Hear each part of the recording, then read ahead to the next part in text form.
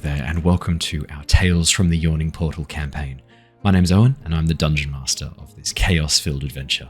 Hi, I'm Bree, and I'm playing Sylver, who is a Changeling rogue. Hi, I'm Darren, and I play Lars, Oliver Stanford Smith, the Aasimar fighter. Hi, I'm Andrew. I play Dysis, a fire Genasi Warlock. G'day, I'm Archie. I'm playing Bandito Grace, a Beasthide Cleric. This episode may contain adult language or content, which might not necessarily be appropriate for everyone. Viewer discretion is advised. Hello, everybody.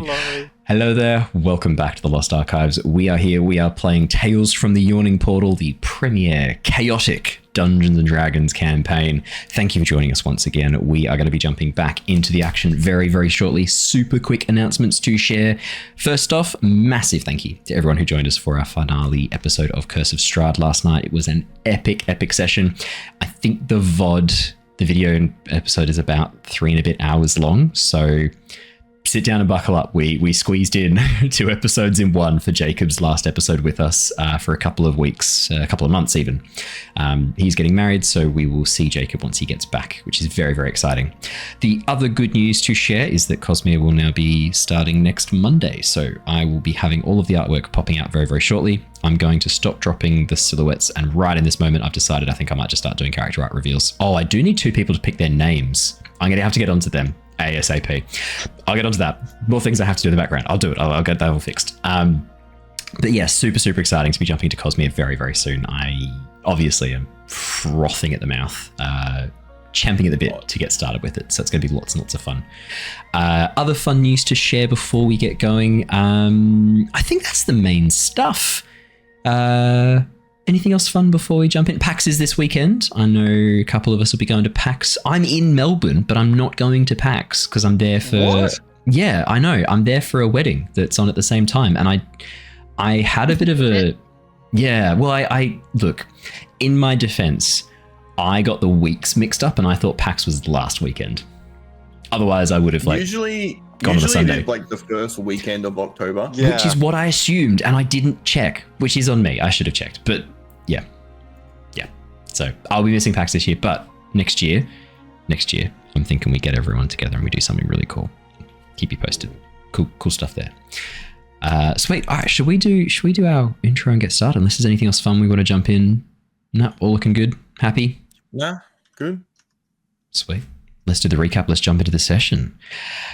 Hidden in the city of Palin is a special tavern only for the bravest adventurers. A tavern that contains a portal to access unique dungeons filled with dangerous foes, rare treasures, and wondrous magic. Drawn by the allure of these promises are Sylver, Dysis, Bandito, and Lars, recruited to seek an amulet of true resurrection within the higher level dungeons of the Yawning Portal Tavern. Now inside the first of these many dungeons, the team have found themselves in a mountainous region apparently home to the remains of a lost temple. After seeking some more information in the nearby quaint town of Oakhurst, the team learned of bandits and monsters being drawn to the lost citadel, and of a group of adventurers having gone missing in the ruins recently. As night fell, the team decided to explore the surrounding countryside, stumbling on a secret tunnel into the mountainside hidden behind a waterfall. In the valley beyond, the team discovered goblins had made a base camp in a small chamber. However, a shambling monster made of vines and branches soon slaughtered them. Aware that many more of these creatures could be hiding amongst the vegetation, the team wisely chose to make their way back toward the farmland, following up on a lead on some missing farm animals. We left off last session as the team lay in wait in ambush, soon spotting a small group of kobolds approaching the edges of the farmland.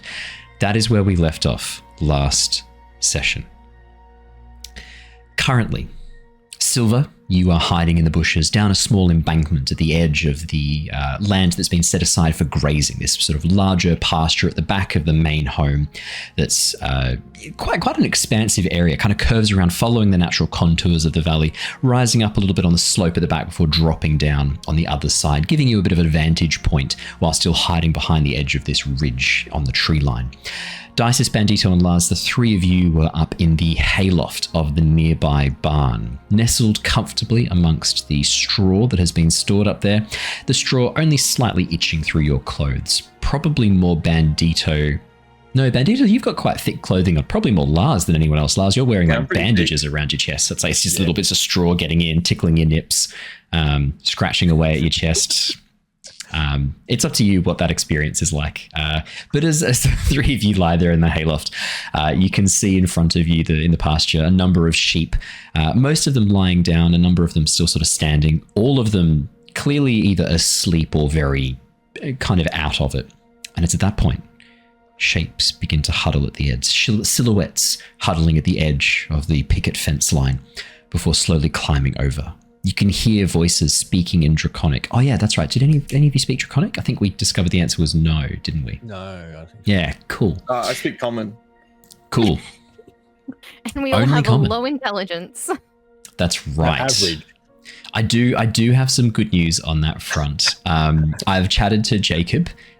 He potentially would be keen to come and join us once he's back from his wedding and from There's his two options. honeymoon. I've told him that we need a high A intelligence wizard or an class. artificer. And he There's said, two options. He said, I've never once played a high intelligence class, and nor will I. So I think we're going to be.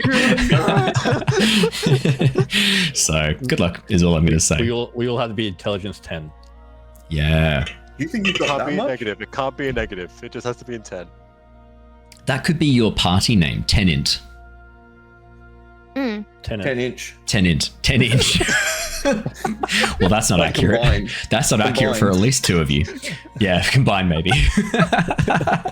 Most of it's silver. As you look across the shadowy pasture, the moon shining high above, partially hidden by clouds. I should say the sight of a single moon, a bit weird for you guys. On Nostea, there are two moons in the sky, Phoebe and Melody. So the single moon, and especially one that's this kind of white color, really weird. Some of you are not used to. You're used to sort of the pale blue of Phoebe, the sort of orangey kind of, orangey umber kind of color of Melody. This one, yeah, it's weird. Having just a single white moon, feels wrong. Keep looking for the other moon every so often. But yeah, as the moon shines down through the cloud cover above, you can see these figures moving into position. Quite short, halfling or gnome-sized, pretty short, lizard-like and reptilian as they begin to move through the air, climbing over the fence, hurriedly and hushedly talking to each other in these very soft tones. As you hear in Draconic, "Asakiza, uskitaskunda, viktiga, ziekota, ainska, zakat, briang." And you watch as all four of them rush out towards one of the sheep. One of them pulls out a club, smashes the sheep over the head with this dull thunk. You watch as the sheep, which was standing, sort of slowly keels over and drops to the ground. There's a few nervous bars from the other sheep. You watch as the kobolds look around and then begin to drag the sheep, slowly lifting it up onto their shoulders and begin to make their way towards the fence line. My question is, what are you guys doing? Pink Panthering it, following them. Pink Panthering it, following them. Well, that definitely sounds like a stealth check to me. Yeah, I would like to stealthily follow them. Let's stealth, baby. Actually, how do I go about not having the stealth? Can I can watch from afar. Can I guidance him when we go to Why stealth? are you saying watch from afar like it's a character feature? I'd like to use... What? That should be a character feature. That would be For a- Avatar, I'm pretty sure it is, but I'm not sure about like anything maybe else. a ranger can get it, maybe. Or need Ooh. Stealth. Can I guidance 19. Andrew and Andrew can guidance me? You can think just that seems guidance fair. yourselves, but I'm happy for you to guidance each other. That's not a problem. No, No, I want to no, guidance no. him. What does your guidance look like when you cast guidance? What do Yep. we see? Yeah, you see me cast guidance. So I touch him, and then he's guidanced. Where do you cup him? I touch him. Where? Like just like a pat on the back, like Okay. I would Yeah, okay. like with my children. I Yeah. give him like a little pat and like a there you go. You got And it.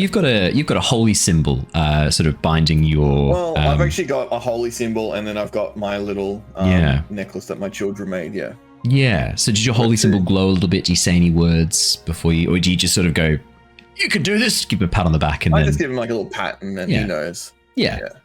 Dysis, what How does do your you guidance me? How do you yeah? What does your me? guidance look like? Do you like I'll burn a take this, Owen, rune? I'll Do you take burn this. a rune into his arm, or like? Yeah, there's just, like I just set him on fire. No, Yeah. Cool. I just I'll also pat you on the back, saying that's what you did to me, and there'll be like a faint glow, like just. So you couldn't come from up my with hand. anything original. That's cool. Just a faint glow. Yeah. Faint glow comes from my hand and just wraps around him. That's fine. That's fine. Yeah, not that exciting, but that'll do. Really? It's a cantrip. I don't want to say. Is it like the warm glow of the sun, Dysis? Yes. Okay, cool. Faint warm glow of the sun. Sweet. No, of the sun. Of the sunset. Of the sunset, specifically. Yep. As both of you receive guidance, you may roll stealth check and add a d4 to this. Does that work? 22. Oh, yeah, That's a natural 20, Bean. Dysis. 1 sec. Gotta add on the d4. So, 24 stealth for Dysis. So for Dysis, that is absolutely phenomenal. Bandito, 11 for your check, and then plus an additional 2 from your guidance, which takes you up Plus to... Oh, no, sorry, plus 4. Sorry, plus 4, plus 4, plus 4. Sorry. It's because 2 of you are rolling guidance. I will win. I am the dungeon master. It's a very easy fight for me. A total of 15. Lars, total of 9. Yeah. The good news is... Start guiding Lars, please. The good news No, is I I'm think I need to taking... change my dice.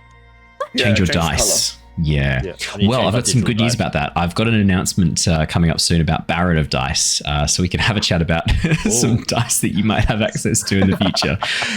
Genuinely got some good news there. I'll wait till we have the full thumbs up, but at the moment, yeah, I might have an announcement there soon. But yes, Lars, I'm taking a group stealth. We're averaging this out, so luckily your companion's high stealth does help push up the average stealth for the group of you. As Dysis, Bandito, and Lars crawl down from the crawl space in the barn attic, the hayloft, begin making their way silently through the field. The sheep don't seem to be too perturbed by your presence there. For a start, you've been in this area now for a while. They've gotten a bit used to your scent. I mean, you were here for at least 2 or 3 hours waiting for the kobolds to arrive. They're used to your scent. You're not as a strange and intrusive presence as you would have been if you had just arrived. You soon meet up with Sylver at the edge of the clearing, at the edge of the tree line, and begin to follow the kobolds from a distance. The kobolds move quite quickly, despite carrying a fairly hefty sheep between the 4 of them. They do make pretty quick progress. They seem very familiar with this terrain, very comfortable moving over the rough, rocky ground. Pebbles scrabbling underneath their feet, actually helping you move more silently. The speed at which they're moving, meaning that they're not really very quiet. They're making quite a bit of noise, which helps to mask the tiny noises you make as you walk along. After following them for about 20 minutes, they come to the edge of what looks like a small cave. You can see that the cave entrance, this sort of jagged cutout section of the rock, looks to be roughly about 6 feet, maybe 5.5 feet high. And beyond, you can see a flicker of firelight as the kobolds move inside and disappear inside the mouth of the cave. You are alone once again in the shadow of the valley. Did you want to continue on into the cave entrance? That should be the name of this. The episode, In the Shadow of the Valley? Yep. I'll write it down. 100%. Is there any light inside the cave? Yeah, I got dark vision. faint flicker I of wouldn't care firelight. that you have dark vision, my guy. 60 feet, dark vision. Oh, that's pretty good. That's great for you. So Yeah. they haven't been murdered by Oh, can I cast guidance on Bree so she can see? Wait, Bree or Sylver? How that works. Bree. Wow, I I can't. can suddenly take my glasses off. Oh my god! No, that'd be cure wounds or lesser restoration for that one. Inside the cave, you can see the flicker of firelight coming from the mouth of the cave. It looks like there is some light inside. The shadows the kobolds cast disappear very quickly as they move inside the cave. It looks like this area is much bigger than you think. The noise immediately fades away. Faint echoes coming out from the mouth of the cave. But it looks like this space might go back a fair distance, further than what you might be expecting. I mean, you know that there are these openings in the hillside all over here. You've now Can I stumbled do it? across at least 3, so Can I do a perception check? yeah, 100%. Okay, with my 21, Yeah, that's I pretty want sick. to know if any of the bushes around us look suspicious. Sylver, even with a 21, Yeah, I'd have no way of knowing. it's so hard to know. There are some bushes that look like they could be vaguely shaped in a way that if the roots were to pull themselves free, it would look very similar to the shambling mess of vines and twigs and branches that you saw eviscerate the goblins in that other chamber. The problem is there's no way to know when they're stationary. They look exactly like the surrounding vegetation. It's not a skill issue. This isn't a situation where this is genuinely, they have, because they are indistinguishable from the surrounding vegetation, it's very hard to distinguish them. No, that's fine. What weapon do you have, Sylver? I have the boon weapon. Can I cast? Scythe. Can I cast light on it? It's already glowing. Oh, okay. All right then. Okay. So the moon-touched scimitar creates a bright light in a 15-foot radius and dim light for an additional 15 feet. Well, What I can does get your bright light. do? I can get bright light for 20 plus additional dim light for 20. You could, but that's not stealthier. Yeah. Okay. Well, I don't think a 15-foot or 30-foot light is also stealthy, but that's No, fine. it's not. We should Tucked discuss away that for now. Dysis did get a natural 20 for the stealth check. Dysis, as you concentrate, the flames, the light that glows from your Genasi features, the embers in your hair, the light fades in and you watch as this kind of ash and smoke begins to sort of emanate from around Dysis, completely shrouding him. As your cloak moves silently around you, Dysis, you're immediately almost invisible amongst the darkness and in the shadows of these trees and rocks. Sylver, Bandito, Lars, only when Dysis speaks are you able to see him. He is exceptionally stealthy, almost shrouded in this smoke as he moves. It's pretty impressive. Pretty lame. So, we gotta follow them, right? Because Yeah, apparently let's just go. Let's the chase them down. twigs aren't following them in here, so it must be safe. The what? I'm calling them twigs, the bushes. Oh, twigs. Bushes. Interesting slang term. Did we know what they were at all? No, I don't think we ever found out. No, Yeah, no, that's walking trees. walking trees, walking twigs. Okay. I believe you did attempt to make a check and the check was not super successful, Yeah, that's That seems unfortunately. to be a running thing with us, huh? Anything super important? Fuck that. We Or need just Lars trying to pet a dog. Yeah. Yeah, that was also catastrophically bad. I didn't include that in the recap only because I didn't want to re-traumatize Darren, but luckily Bree's brought it up, so now it's fair game. Mate. God. Yeah. I told all my friends at work about it. I thought it was funny. That's pretty funny. Did you say Darren traumatized a dog or his character did? Darren. My friend at work plays D&D, so I Okay, told her perfect. that he managed to roll a 0 Yeah. on a check. And she was like, oh my God, what's Nice. wrong? I'm like, to pet a dog. And she's like, did he punch it? only because I don't think it's fair for the dog to suffer from Darren's bad rolls. Did the dog not Yeah. get punched? The punishment should be on Darren, not the dog. But yeah, as you guys make your way and begin following in, let me move you across to a map. Map. Ooh. So, Will we be able to see anything? yes. The area that you move into is surprisingly worked stone hidden behind what looks like a section of caved in rock. Where you were positioned, it looked like this was a natural cave, but as you step inside and begin to move through, you can see it immediately opens up into a chamber. Large, about 30 feet wide, about 20 feet deep. You can see the worked stone bears remarkable similarities to the stonework that you encountered. To the stonework that you encountered in that hidden section of tunnel behind the waterfall. And as you move into this area, the sound of the kobolds, the fading sound of the kobolds echoes very faintly in the distance. In front of you, you can see what looks like a large wooden door. It's in remarkably good condition. Currently seems to be closed, and you can see it is marked with a very faded painted symbol of that draconic sigil. The 5 heads positioned in a spiral. What would you guys like to do? Can I investigate? No, sorry. No, that's the wrong word. Can I? I normally Usually will insight offer. check. I will normally offer 2 skills whenever you ask to do something anyway. So if you wanted to have a bit of a look around, it would be perception or investigation. Insight, unfortunately, Archie, is specifically Perception. for. You know what? Perception works just Cool. as good Yeah. for me. Insight's I was sort of literally just looking specifically for- for figuring out unless- people. Survival.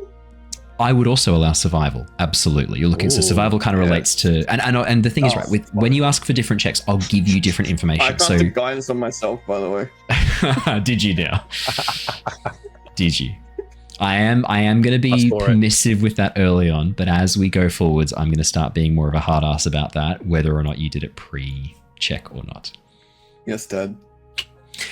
That's a But I'll 16. give you different information for different checks that you do. So perception will obviously be what you hear, what you see. Investigation will more be specifics of like the detail work. Survival is going to give you information about tracks, any signs of movement, so things like that. So I'll always try and tailor it to the check that you do. So survival check 16, 12 plus a 4 from your guidance. Bandito, Is it poisonous? is it poisonous? You can see that it is not poisonous. Stone, traditionally, not poison. Should be safe. Or and to eat as well. Venomous. It's venomous. Could be venomous though. Yeah. As you Venomous? examine the room, you can see there are a number of tracks leading through this area. Weirdly though, there are no tracks crossing the floor in the very middle of the room. Instead, you can see where great lengths have been taken to walk around the outside and then pass through the door. I'll mark it on the map. You can see there are clearly in this area here, which is going to be nice and bright pink for you. There you go. No tracks at all. A layer of dust, gravel, and rock covers that area. Let's not touch that area. Let's I was go definitely around. expecting you to just step on it. I nearly pressed left. I was watching you Hey, kind of like who's move to around, say and I thought, We don't still step. if one of them Well, how gets about too you close, can step on it when we're all past it. Well, you could throw a rock on it if you want, but I think we just go around. Can I do an investigation check? yeah, 100%. I want to investigate the part of the path that nobody appears to have been using. 15 silver. It's kind of like As you gently begin swat to- at it. Oh, perfect. Great. As you begin to sort of move the dirt, the dust, and the rock around the outside, you can actually see there are hinges built into the stone, half covered by the masonry, cleverly disguised. This is definitely some sort of pressure plate, possibly even a trapdoor that will drop whoever stands on it. Yes, Sylver. Can I use my thieves' tools and disarm the trap? Absolutely. Can you make me a sleight of hand check, I please? thought you were going to try to push someone. I won't lie. Yeah, I honestly thought she was going to push you in. Wow. Okay, so sleight of hand, and it says that I have advantage. Boy. If you have proficiency in a skill, it's used to the check, and I have proficiency with sleight of hand, so I have advantage on the check. There you go. Hey, not 20. Natural 20. It's Good night. child's play to disable this. All you have to do is break the hinge. Trapdoor won't function. It is a trapdoor, 100%. But as you begin to examine the edges, you can clearly see that this will drop whoever stands on it into some sort of chamber below. It doesn't look good. Glint of metal in the light from your blade showing off what looks like spikes down beneath. Not good. You just disable it, break the hinges. This is now completely safe to walk on. It would take something very heavy or someone jumping up and down to drop this. Hey guys, watch this. Let me cast enlarge Hey, on cool. myself. Whoop. Yeah, you're pretty certain this is safe now. Cool. Let me rephrase. Sorry, with a natural 20, you are 100% certain this is safe now. Cool. Do my thieves' tools disappear now out of my inventory? Just No, curiosity? no, it's not Baldur's Gate 3. Okay. Just checking. If you roll a natural 1, you might damage or break your Break thieves' them. tools, which would mean you'd need to go get replacements. Again, I'm not super strict on that. It's not going to be a situation where, like, if you get a nat 1, your thieves' tools are broken and inoperable. It might be that they're damaged, and therefore you get like a -1 penalty or something because they're not in good condition anymore. I'm not the kind of DM who goes like, natural 1, time to make the game not fun for you. I don't. All your weapons break. Yeah. Yes. And your parents are very disappointed in you. no! Let's just make it fun. It's like real life. We'd have fun. This is the first time I I've wanted to ever escape used the thieves' realism. tools as an actual rogue. There you go. Look, I play rogues all the here to time, but I've just never used them. never use thieves' tools. Nah, we're here to have fun. We're here to have fun. Okay, cool. I'm just gonna step on it. As soon as you do the trapdoor drop, no. As soon as you do, you feel nothing. There's not a single, there's no budge. This may as well be solid stone floor now. Sylver, you have very expertly disabled the hinges. They're locked off. That's it. And the thing is, right, with a natural 20, I'm going to say that you could easily re-engage this trap with a very simple action. If you had to run past, you could use an action to re-engage this trap. If you had to get out of here quickly or something was going wrong, you know exactly how to re-engage this trap. This trap is your trap now, let's say. Yeah. All right. Well, does anyone else want to do anything? That's my part done. Find me another trap. I found the trap. Bree did something with the trap. Come on, guys. Dice Is there anything on the walls? Yeah, as you have a bit of a look around the walls, you can see the faded remains of what look like carvings and relief work in the stone. It's very faint, but there are, now that you know what to look for with previous checks, you can see the draconic iconography. Yeah, this place definitely has a bit of an air of draconic kind of meaning to it. Again, that also matches up with what you know with the kobolds. Kobolds are drawn to dragons. They see themselves as like little dragons in a way, and they tie a lot of their self-worth into the nobility of dragons. It's very possible they're here simply because they saw some pictures of dragons on the outside and they're like, it's a dragon castle, yeah! And now they will be living here forever, for 100 generations. Yeah. Was there anything specific you were looking for? No, just seeing any etchings or anything in the walls. Yeah, very, very faded, faint depictions. Do you want to roll me a perception or investigation check to see if you get anything extra? See if there's anything else I can chuck your way. Do I go for the +0 or the -1? Ooh, tough call. Go for the -1. You might roll a 1. Can I cast guidance on him? Yes, Can you we can. double guidance on him? No, you only get 1 guidance. You can roll a d4 to add to this. 9's not bad. 10. Lars, as you examine the walls, you can see some dragons with wings. There's some dragons burning stuff. Yeah, it's pretty classic dragon behavior. Nothing more to read into here. Just looks like classic dragon stuff. Just what I thought. Yeah, exactly. Sick. Yeah. There's really only one way. I mean, you can go back out the way you came, but otherwise there's a door in front of you. Can I try and open the door? Oh, okay, cool. Thank you. Yeah, for sure. The door immediately slides open on well-oiled and well-cared-for hinges, opening up to reveal a much larger room beyond. I will read out what you see in this chamber, give you a full description of it. I have one here. The circular area is cobbled with cracked granite, upon which sprawl the bodies of 4 goblins, apparently slain in combat. One corpse stands with its back against the western wall, the spear that killed it still skewering it and holding it upright. 3 wooden doors lead from this area. A hollow tower of loose masonry reaches 30 feet into the air, but the intervening floors and stairs are gone, except for the crumbled ledges still visible high above you. At the very top, you can see a large section of stone that has collapsed and covered the top of this tower.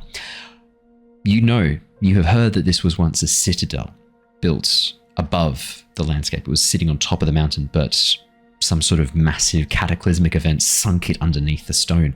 You can see signs of that in this room. The goblins that you see in front of you, the dead goblins, have been dead for a while. Their skin is dried. There are dark stains of blood on the ground, but they have been here for some time. More than days. We're talking weeks, months. These are old bodies in this room. Cool.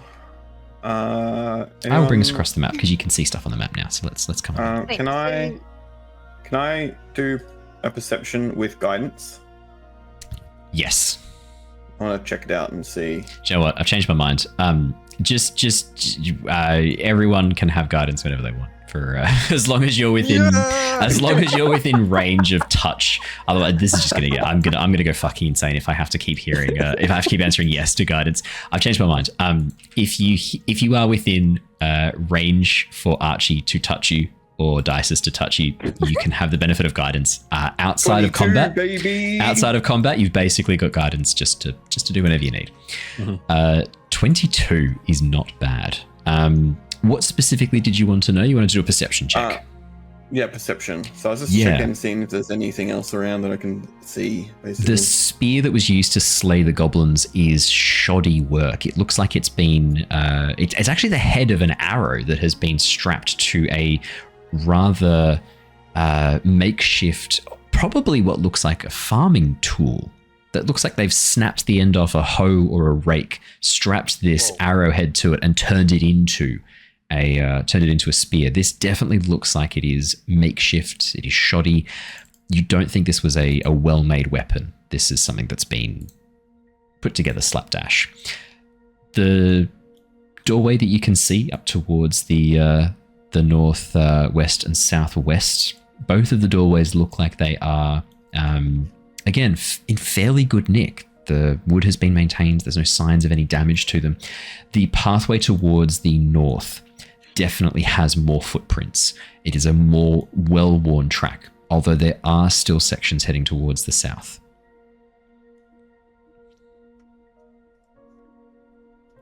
If that helps. You're muted. I'll flip a coin. Cool. Can I search the corpse to see if there's anything that they're carrying? Yeah, for sure. 100%. Yep. Perception or investigation check, your choice. With guidance. You can have guidance. You don't have to shout it out. It's all good. We know. I've just made a ruling on it. 7. 1. 8. Lars, as you begin to pat down the goblins, there's really not much on them. You can see that, they've been dead for a while. It looks like there's bite marks where stuff's gnawed at them. Probably rats from what you've seen. You get the sense someone's probably looted these bodies before you came through here. Looks like whatever was on them has been taken long ago. Can I look under the doors or through cracks in the doors to see if there's any light coming through? A little bit louder, sorry, Andrew. Let me boost you. Sorry, can I look through cracks in the doors or under the doors to see if there's any light peeking through from any of the rooms? Yeah, 100%. I'll give that to you as a free one. As you look around, because of Bandito's perception check, I'm happy to share that. I'm not going to have you just roll infinite perception checks. As you begin to have a bit of a look around, Dysis sort of peeking through. Yeah, the doors aren't perfectly aligned with the stonework. You can see through the areas in the gaps between them. There are lights coming from both. It looks like a flickering flame, probably torches or wall sconces. Definitely more towards the north. Doesn't look like there's any towards the south. Like maybe a very faint hint of light, but really not much else. Very faint. Cool. So there's like a candle south and like a lot of people partying up north. Kinda, yeah. Yeah. I think south is probably where we want to go then, right? South is the way to go because it something goes wrong, we don't have to deal with too many. What was your total perception check, Bandito? 22, right? 22. Yeah, sweet. As you have a bit of a look around, examining things a bit closer, you realize that section of the wall down towards the south, right next to where the goblin in the south is lying, the stonework, the masonry doesn't line up quite right. And as you examine the edges and feel them with your fingers, there's a very faint gap. You think there might be a secret door there. I want to touch it. Okay. As you touch it, nothing happens. Is it like a press? Can I push it? Can I push it? Yeah, do you want to give it a really big push? Yeah. That's a pull door, my dude. Yeah, it's probably a pull door. As Honestly, you- probably a sliding door. As you Can push, I open the door? as you push against the stone, for a moment it resists, and then there is a grating noise as the section of wall very slowly begins to move. As the doorway pushes aside, I will quickly reveal what you see, and then we'll have a talk about it. Good one, Andrew. My bad. Oh, Ah, Don't worry, we'll get to that. We'll get to that. There's a few things that happen first. classic. As the doorway begins to open, there is a series of almost imperceptible gusts of air, and Bandito, you suddenly feel pain begin to shoot through you. Could you please make me a dexterity saving throw? Yeah, I mean, I'm a dad, so, you know, pain's... It's just, yeah, from opening the door, you feel your back. You lifted with your back again. Yeah, God damn it. yeah. Dex. Oh,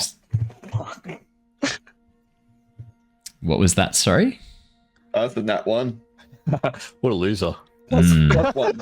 That's two. Okay. Here is what you see. It looks... there's this sort of rush of wind, and you see Bandito has these little slivers of what look like tiny wooden splinters digging into his shoulders, his face, any exposed skin, and any areas that aren't protected by your big shield. You are going to take... I've got some good news. It's only 1 point of piercing damage. You're fine. It could have been a lot worse. Inside the room, the pocket chamber hidden away is cold and damp. The skeletons of 3 long dead archers slump against the rubble-filled arrow slits along the east and south wall. It looks like these skeletons have been here a long time.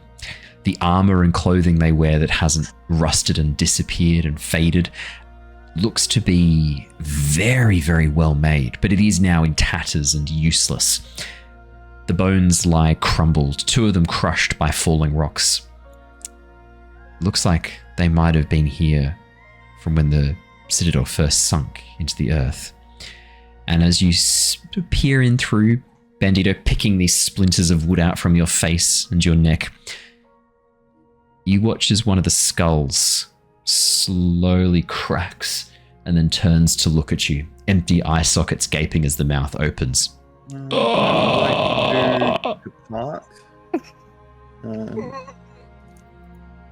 I would like to leave.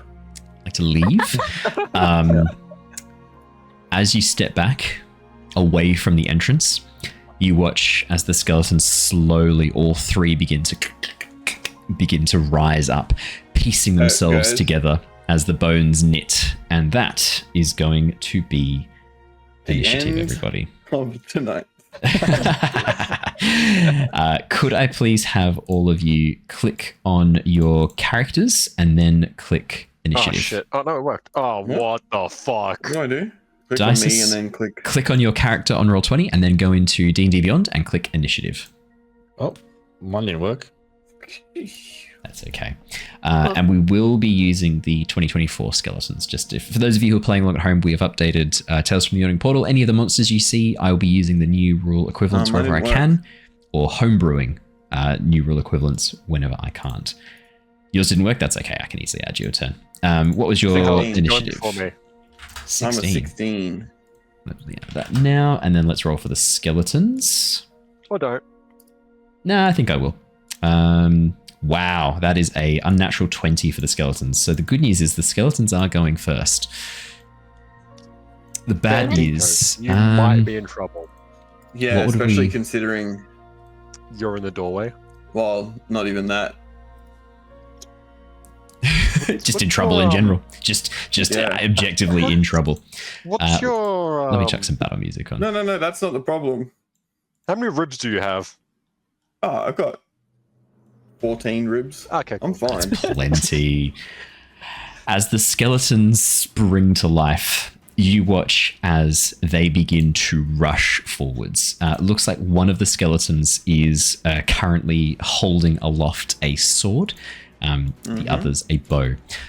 One of them rushes through the gap, pushing past you, Bandito, towards Sylver and Lars to get in range. The other one pushing out, moving to the other side. Sorry, pushing out past you, Bandito, on this side. This one's happy to stay at the very back and shoot arrows through. Bandito, the first attack, which is going to be from a short bow, is going to be a... oh, wow. Okay, I'm rolling well tonight. I didn't roll well in Curse of Strahd last night in the big epic finale where, like, Basically, the gods of Barovia were battling the party. But it's okay, because tonight these skeletons are fucking hardcore. That's 24 to hit you, Bandito. I'm guessing a 24 does hit? Let me check. 16. Yeah, cool. That's fine. 20, yeah, I think it makes it. Yeah, sweet. That is going to be 5 points of piercing damage, please. Oh, I'm so happy about that. Thank you. The next attack is going to come to Lars. Lars is going to be a short sword attack as the skeleton pulls forth. Oh, let me show the picture for the. There you go. Let me give you the picture of the skeletons. Lars does a 10 does not hit you, does it? No. Cool. You were going to take 8 damage, but you take nothing. And then the last skeleton is going to make a strike at Bandito again. Bandito, I'm guessing a 13 doesn't hit you? No. Cool. Then you are good to go. That is the skeletons. That is the skeletons all done. Bandito, it is your turn next. Shit. Okay. I would like to. I believe it's disengage. Run away. Yeah, you can. So as an action, you can disengage. Rogues can do this as a bonus action. You can do this as an action to disengage and move back. And how far can I go when I disengage? Your full movement. Like, is it? Okay. Cool. Yep. Cool. You still get your full movement. The action is to basically like get yourself defensive, be moving around so the enemy can't hit you. You're kind of spending your turn to make sure that you're away from any damage. Yeah. Okay. Cool. And who? I would like to go like near like the door to disengage, like behind Sylver and Lara. Yeah, no dramas at all. And Lara. Lars. Sorry. I don't know why. Long day. Long day. In It's been a long day. Anything else on your turn, then, Bandito? I would like to. Does this do anything? Ability check. Ability check won't help right now. No, that's it. That's all for me. Thank you. No dramas at all. Lara, you're next. Let's go, Lara. Lars, you're next. I'll step into the space that Bandito left. Yeah. As you stride forwards, pushing past the skeletons, these rotting, dried bones, Lars, as they get close to your face. It's pretty scary stuff, man. You've not really fought skeletons before. It's pretty spoopy. And then I will grab my flail, spin it around, and try to hit the one to my left. Alrighty, no problems at all. Let's see it. Oh. That is an 8. That is not going to be enough, sorry. You dice. I changed them. New dice. Maybe refresh. That's me. No dramas at all. Well, maybe some dramas for you, buddy. That's not great. Sylver, it's your go next. I will attempt to attack this one in front of me. Alrighty. With my moon-touched sword scimitar. Fantastic. Yikes. That is a 9. That is definitely not going to hit. As the sword strikes down, you watch as the skeleton nimbly moves to the side, Sylver, moving far quicker than you would expect for a creature with no musculature left. Okay. I will attempt to stab it with my dagger to open fighting. With your offhand, absolutely. That's better. 24 will hit. Just keep in mind you don't get to add the proficiency bonus to this. It's just going to be the I'm having a mental breakdown. Just the dexterity. So what's your dexterity? You've got a +3 to your dex, or +2? Yeah. +2. +3. +3. Okay, yeah. So it's already done it. That's fantastic. It's already taken it off for us. So 3 on the dice, 3 for your dexterity. Oh wait, is it? Wait, hang on. I'm having a mental breakdown. I don't think you. Do you add the dice roll? I think it's just the dice roll. Yeah, it's just the dice roll. So 3, and then you get the 3 for your sneak attack, so a total of 6 damage. Because it is currently within range of one of your party members, so you do have the sneak attack from that. 6 damage, nice. Anything else on your turn? Then nothing. Better than nothing. Did you want to use your weapon mastery? Do you have the Nick weapon mastery for the dagger? I do. Do you want to use it? Well, all that does is make it so that extra attack is part of my attack action instead of a bonus action. Pretty good. It doesn't really help me because I don't really have any other actions to make at this time. You could bonus action rogue step away if you didn't want to be within range of this attacking you. Did you use your disengage? Bonus action disengage. Okay, no dramas. Alrighty. Do I have any other actions? Not really. Dysis. That's me. Dysis, it is your go next. I'm gonna do probably the Warlock thing. The I just Warlock cast thing. Eldritch Blast. Yeah. What does your Eldritch Blast look like, Dysis? It looks like at the base, like just a nice warm glow, a bright red to orange, and then as it gets like higher up on further away from me, it starts to dim out a bit. Perfect. Looks like the last fading sunbeams of the setting sun, Dysis, is what I'm hearing. And I'll hit the skeleton that Sylver just hit. Yeah, fantastic. I hit it. Yes. 16 is going to hit. Yes, absolutely. 9 points of force damage. Dysis, how do you want to do this? Just into the mouth so it makes a nice glow through the eyes. Ooh, I like that. As the skeleton sort of turns over, hearing as Dysis, you call like, "Hey!" The skeleton sort of turns towards you, with its gaping mouth open. The blast goes off. For a moment, the skeleton is wreathed in light, as if illuminated by the setting sun, and then the head explodes as the skull shatters, and you watch as the body drops to the ground, no longer animated. That is one of the skeletons downed. Anything else on your turn, Dysis? Yeah, move the fuck away. Move the fuck away. Yeah, that's probably There we good. go. Sweet as. Alrighty. Back at the top of the round. Yes, Bree. You're muted, my friend. You're muted. You're muted. I knew what that was.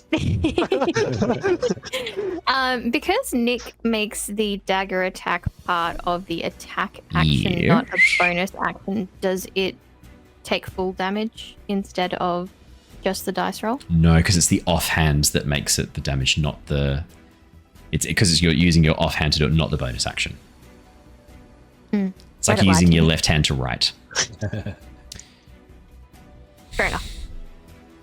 Cool. Just become ambidextrous with fighting and you'll be fine. Yeah, exactly. Yeah, which you'll probably take anyway, because there's other benefits for you as a rogue, Bree. Yeah, maybe. Is that... Look, let me double check. If Reddit... Reddit is not a hive of truth and No, of... it's not. Because there's a whole, Like, weapon proficiency is like in the new stuff, and I don't know the new stuff very well. there's a whole feat based around it, right? There's like for two weapon Dual fighting. wielding. There's feet. Dual wielding, yeah. Yeah, Yes, there's a there's feat you feat. can get. Cool. Yeah.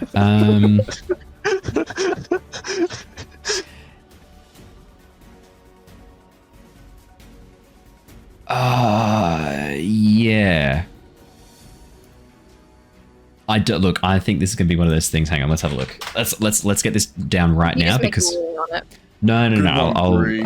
I'll Nick proficiency offhand. Let's see. I want to see if there's any official ruling on this because it is ambiguous. I just had to read through the D&D. Ambiguous as hell. It is ambiguous, unfortunately. I think it's just designed to free up your bonus action, I'm pretty sure. Yeah, exactly right.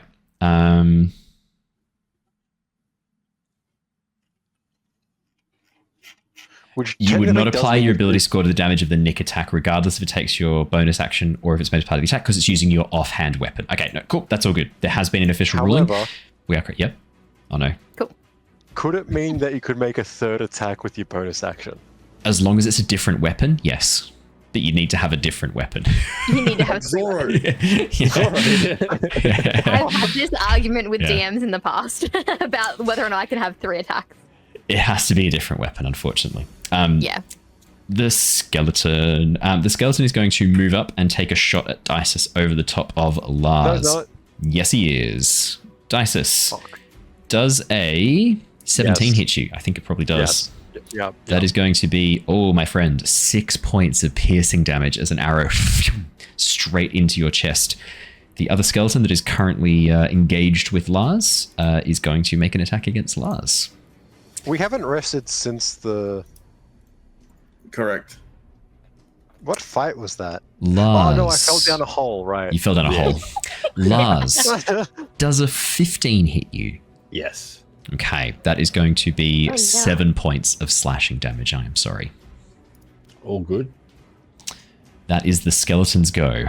Bandito, it is your go next. Mon ami. Kill him, Bandito.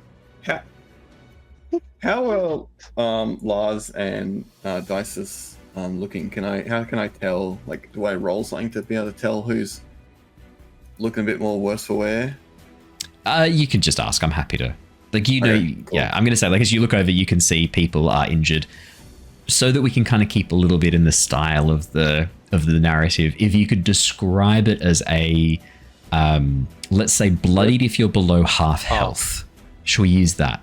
Or like, I am close to death if you are down in single digits. How about that? How are we looking? How are we looking, guys? Well, I'm bloodied and apparently close to death. Yeah, I single don't. digits doesn't mean much for us right now. Yeah, no, that means nothing. I don't think I'm bleeding at all. Okay. Can I Wait, go? is that because your intelligence or because... I don't think I am. It's like, fine. He's like, his arm's missing. He's like, no, I think I'm fine. I haven't checked, but...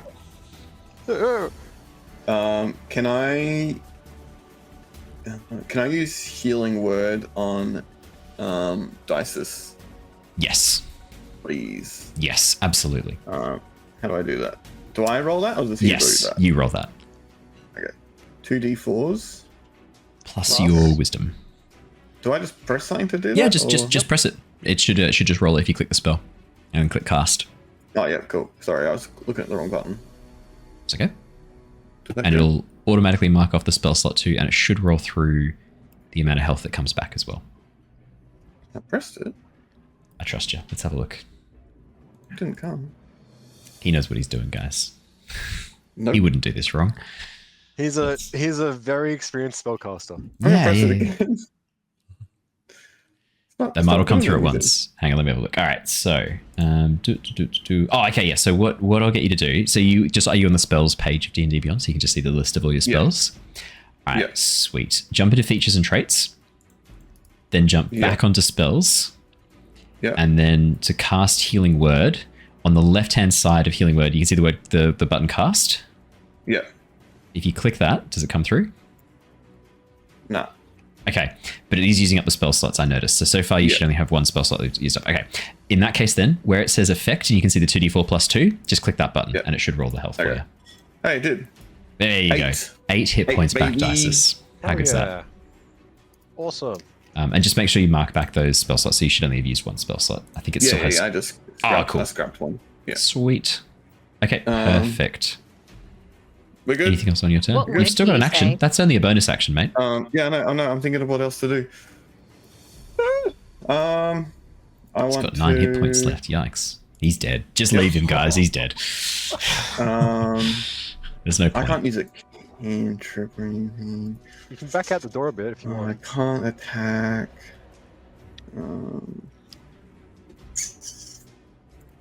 I think I might just go and hang near. He's literally just you running guys. away. Bandito No, has no, the no, I'm highest gonna go- armor class of all of you, I'm gonna and go- he's Alright, your I'm gonna front go- line as your cleric. Nah, I'm gonna not sort interested. of block, like stand in front of Dysis. Okay. I can't use. Ah, yes, block his line of sight. Yeah. Well, he's the weak boy, and I don't want to get too close. Lars, it is your turn next. I've got this anyway. It's fine. Well, I'm going to step forward again to block the doorway, Yeah. and then hit the one in the room. Absolutely. Bandito, I'm just Or looking. attempt to. You don't have any damaging cantrips. Is that Yeah. No, correct. cool? Cool. Just checking. Like, So, yeah. so you have no way to do damage at range, is what I'm hearing. Yeah. Is that correct? Yeah. Yeah. I am willing to be an incredibly nice DM Oh, and allow you to switch. Okay, No. cool. That's my whole character.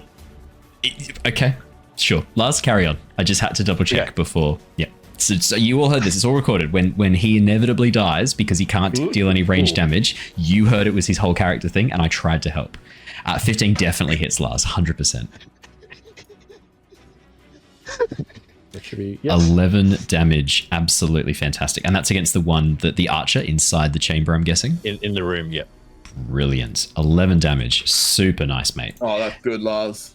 You watch as the skeleton is almost completely destroyed by this. It is barely hanging on. It has a couple of ribs left attached to its torso.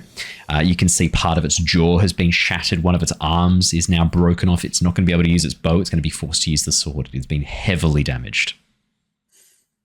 Loser. Anything else on your turn, Lars? I might action surge. Yeah.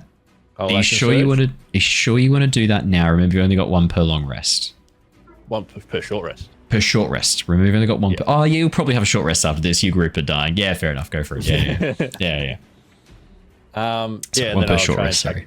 I'll attack it again. Absolutely. Kill it. Kill it. Oh, 21's going to hit. Oh. For sure. 12 damage. How do you want to do this, Lars? I just want to get rid of my flail and try and pummel its head into the ground. As the flail connects with the skull, you watch as it shatters completely, your flail continuing its journey down, breaking through the vertebrae, which crumble into pieces, leaving the desiccated and shattered bones of this foe at your feet, Lars. And it feels good. Oh, yeah. Anything else on your turn, Lars? I'll You just still have bonus step action. back out. Yeah, you just destroy the skeleton and just casually step back into the room. Yeah. Yep, that's everything. Sylver, it is your turn next. Get him. All right. Around old Love's body. Oh, cool count. Yeah. Yeah, cool count. And attempt to attack. 23 is nice. That's better. We're rolling better now. This is better. That's what I like to see. Yeah. Okay, and you will be dealing the sneak attack because you do have an ally within that range. That's going to be 9 points of damage. And then I'm guessing you do your offhand attack as well. Sure do. Fucking hell, 22. Yes, absolutely. Yes. That would just be the 6. Plus the sneak So- attack damage. Wait, why has 8. that rolled that? 1d6 plus 3. You rolled a 6, and then you got 3 because that's plus your dex. So we just take off the 3 from that top slashing damage. So it just goes down to 6 because you just get the dice roll, and then you do get the sneak attack, which takes it to 8. So, Hang on, Sylver. no, because it rolled the moon touch sword twice, not the dagger. Oh, gotcha. Yeah, go on. Oh, yeah, right. Should be a D4. Yeah, just roll the It should be a the dagger. D4. Yeah, we'll take the. So Yeah, there we that's go. the 4. So 4 plus 2, so 6 points of piercing damage. Sylver, how do you want to do this? I want to slash through where its abdomen should be, and then stab the dagger into the center of its skull. Nice. As you slash through its non-existent vital organs, but do carve through the vertebrae of the lower spine. As the skeleton topples, you hold your dagger out in place as the skull lands and skewers onto the dagger perfectly in position, as you then slowly invert and let the skull drop and shatter on the floor. With that, you are out of initiative. Good job, guys. That was really good. Awesome. Thank you. Thank Well you so done. much. That was a big help. All right, how is everyone doing okay? Everyone feeling all right? On the bodies of the skeletons, you can see that they have. Let me roll how much silver pieces they have. Here you go. I'm going to roll these, and they should show up. Oh. So this will be how much silver pieces. The first one. So 16 silver pieces. This is how much gold pieces. 9 gold pieces. And they each have a +1 arrow. Oh. That's really good. Anyone got bows? Oh, actually, I have a confession to make. It's actually more silver. It's each skeleton has 20 arrows, but we're not tracking ammunition in this game. 2d10 silver pieces, 1d10 gold pieces. So it's like each of them has the 2d10 silver and 1d10 gold. So I'm actually going to have to roll this 2 more times. So let me roll some additional silver and some additional gold. Okay, We're rich. Yeah, that's a fair bit of change. Do you want me to add that all up for you, and I'll just put it all in one message, then you can figure it out as you go? No, it's okay. I've already put it into the group inventory. Yeah, okay, cool. So 16 silver plus 14 silver plus 9 silver, and then 9 gold plus 7 gold plus 9 gold. And what did you say the arrows were? A plus 1 arrow? Yeah, there are 3 plus 1 arrows. Is that just going into party equipment? That's 4. That's 4. Why 4? Well, 3 plus 1 is 4. Oh my god. There are 3 extra damage arrows that deal plus 1 damage. Oh, okay. Does anyone use bows? No. Okay. Not currently, but I can. Okay, I've got a longbow, so All yours. You have a Feel free to put longbow? those in your inventory. Yeah. So you'll be able to find the ammunition, Lars, in the inventory. You can add it as a special ammunition type. Perfect. So you don't keep track of ammo? Only special ammo. Normal ammunition, I assume that whenever you go into a town or into a place, you can get access to the arrows that you need. You can get them off the fallen bodies of your enemies. It's one of those things where only if you're in a place where you wouldn't have access to it, like let's say you're doing a trek across like the Arctic that's going to be two months or so, I might start tracking ammunition. But day to day, if you've got access to a town or there's no point. It's just busy work. Again, gets in the way of fun. I'll just assume you go and spend like 3 silver pieces and top up your quiver every time you're in a town. Yep. It's just easier. Same with spellcasting components. Unless it's a very like rare or expensive item that you need for the spell, like Revivify needing a 100 gold piece diamond, unless it's something like that, you don't need to worry about topping up your spellcasting component pouch. I just assume you go and purchase the things you need or salvage them as you go. Sylver, as you step inside and begin exploring the room, it looks like there are still things in there. Yeah, nice try. As you step inside, it looks like there are still some items here. You can see that this room, while partially collapsed and while in a terrible state, it looks like there was a larger section. Who's just teleported off the map there? Bandito, I love that you're just legitimately running away outside the map borders. No, mate, there you go. Go back to purgatory. Off you go. No. It was an accident. I was trying to scroll out. Sylver, as you look through, you can see that there was, it looks like there was a, some sort of wall-mounted cabinet here that was supposed to hold items, probably for the archers or probably for the soldiers here to use when this was a fortification that was in active use. And as you peer in, you can see up against the side of this crumbled section of wall cabinetry, there's a rather nondescript pouch made of a dark brown grey sort of fabric marked with these embroidered silver runes.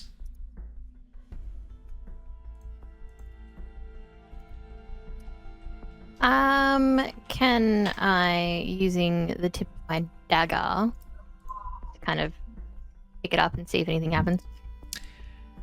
As you put your dagger in to lift it up, the dagger goes into the pouch and keeps going into the pouch. It seems to be some sort of extra-dimensional space, perhaps a bag of holding. What? Yay! Do we have another one to put inside? No, just one. Yeah, it does appear to be a bag of holding. You've heard of these. All of you have heard of bag of holdings. On Nostea, items like this are not super uncommon. They are uncommon, but they're not super uncommon. This looks like a very old, very ancient design of a bag of holding, much more like a coin purse or pouch rather than the satchel that you kind of associate with a true bag of holding. It still follows the same rules as a bag of holding. It can hold up to 500 pounds, not exceeding volume of 64 cubic feet. It always weighs 5 pounds regardless of what's in it. And it's an action to reach in and take something out or an action to put something in. Cool. Yes. Can I investigate and see if there's anything actually in there? So the way bag of holdings work, and you would know this, is that Okay. you have to Turn think it of what inside you out, want. You inside reach out, in and think of inside what you out, want, inside or out. you can turn it inside out and everything that's in it will scatter onto the floor. Inside out, inside out, inside out. See, I feel like that's a bad idea. Inside out, inside out. Are you chanting this in character? Oh, yes. There you go. All right. I mean, if Dysis thinks it's a good idea, then I guess I better do it. Are you doing it in that Hey. tiny room? No, I'll step out of the tiny room. Okay, that's fair. Yeah. I'm just gonna go into the middle here and be like, all right, well, if Dysis thinks this is a good idea, I guess. I'm gonna go against the doorway. In Yeah, I'm case gonna get it, to the doorway. Yep. I like that they encourage you to I do think this. it's a good idea. It doesn't mean I think it's a smart idea. And then They immediately run away. immediately run away. Well- Sylver, could you please roll for me a d4? A D4. Just a d4. You're expecting like a D100 or something. Cool. Can you please now roll for me a d100? Ah, there you go. 4 times. 74. Okay. Could you please roll for me? Could you please roll for me a d12? I know I'm getting lots of random rolls because I need to know specifically what this is. Okay. You find, Gone. as you turn the bag of holding inside out, you watch as 20 copper pieces scatter onto the floor, 2 glass vials. So you can add this into your inventory as you go. I actually tell you what, I can type it into chat if you like as well. So 20 copper pieces, 2 glass vials. Wow, that's not how you spell glass. 2 glass vials, a hand crossbow that does not look like it is magical in any way, just a single hand crossbow, and a rolled up piece of paper, a scroll bound in a fine, almost what looks like a dyed velvet wrapping, with a wax seal holding it in place. I'll just put that as scroll. Hey, there you go. That's what you find. Do any of us recognize the wax seal? The wax seal Is it, like, is embossed stamped. anyway? The wax seal is stamped with the. Actually, well, this is a good question. It's stamped with a symbol none of you would immediately recognize, as this is not one of the gods that you have on Nostea. But would you like to make an Arcana or Religion check to see if you can see do a what it is religion similar check. to? Hey, there you go. with Um, guidance. The glass vials are both filled with a red potion. Oh. With guidance. Bandito, that is a 12 plus 1. Dysis, that's a 7. Sylver, that's an 8 for your religion checks. Dysis, that's an 11 with your 4 from guidance. Sylver, you've got no clue. This symbol, you've never seen anything like it. It just looks like wavy lines crossed over. Nothing really here for you. For Bandito and Dysis, there have been more and more talks about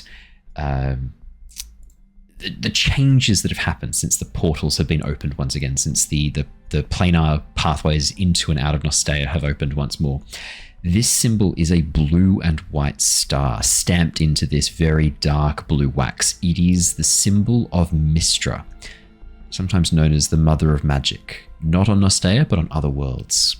Goddess who specializes in magic of the weave. The vials do not break. I assume that Sylver is not just opening this up at waist height. I assume she is turning the bag upside down on the ground and letting the bag rise up as things fall out. Cool. Kind of I you. see you, Tangent. Well, it's there's some things that you wouldn't do that's just obvious, like dumb shittery stuff that people wouldn't do. I will if it's something in character to do dumb shittery, I will immediately ask, like inside a tiny room, would Sylver just turn that bag inside out? Yeah, maybe. But I think just turning a bag upside down and tipping all this stuff out, that's not necessarily outside your knowledge space, right? Like you don't need to know how a bag of holding works to know that tipping a bag upside down and tipping all the contents onto the ground will probably break them. Yeah. When you don't know what's in it. Yeah.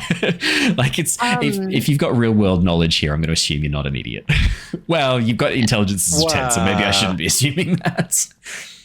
Mr. Medicine Man, would you like to have a bit of a look at these vials and see if you know what they would be by any chance? Absolutely. Bandito, you can roll a medicine check for this if you like. Absolutely. I'd allow medicine. I'm assuming your medicine check is fine. It's +2. He's pretty good at that. 13.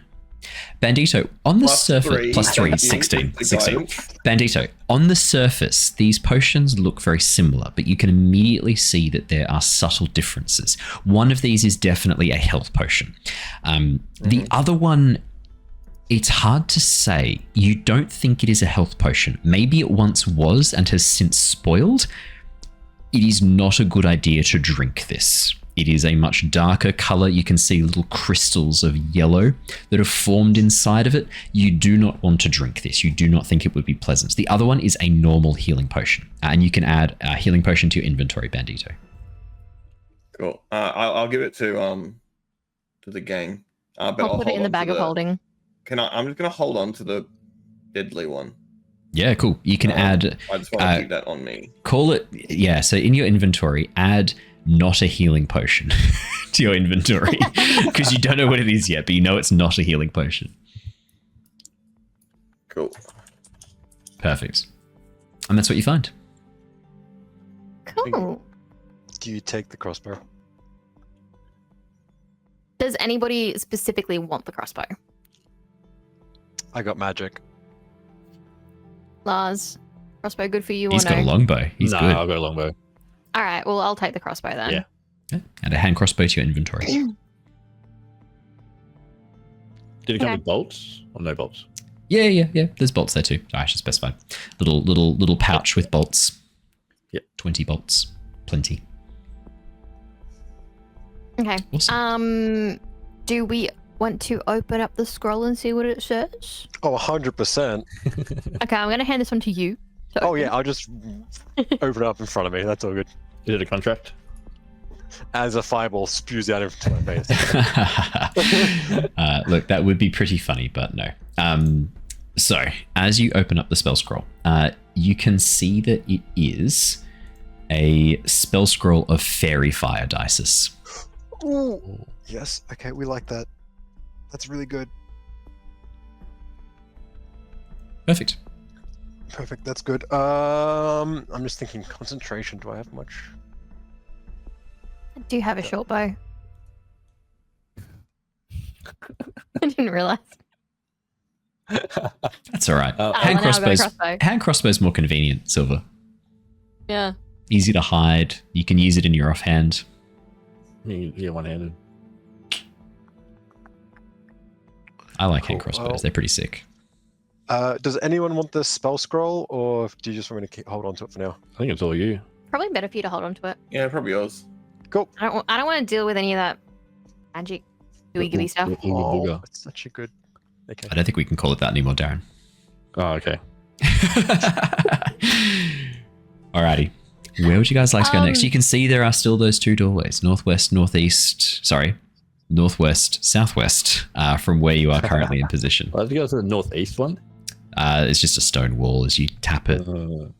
You thought maybe there was a chance of a hidden door. Maybe someone in your mind, your subconscious had done a slip of the tongue, but Yeah. it was a specific slip of the tongue for north and south rather than a hidden location. East to west. Yeah. Was it this one that was like a candle and the other one was like a Much party? darker, yeah. Much darker. Absolutely. Very little I think light. I think we spilling wanted from to go to the the south one. Yeah. Yeah, we want to go candle.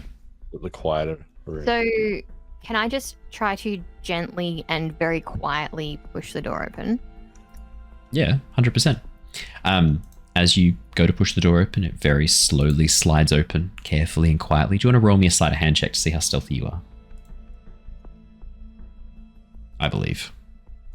21. The stealthiest. The door opens with barely a whisper, allowing you to peer beyond Sylver and see at the far end of the room. I'll describe the chamber, then I'll tell you what you see inside this room.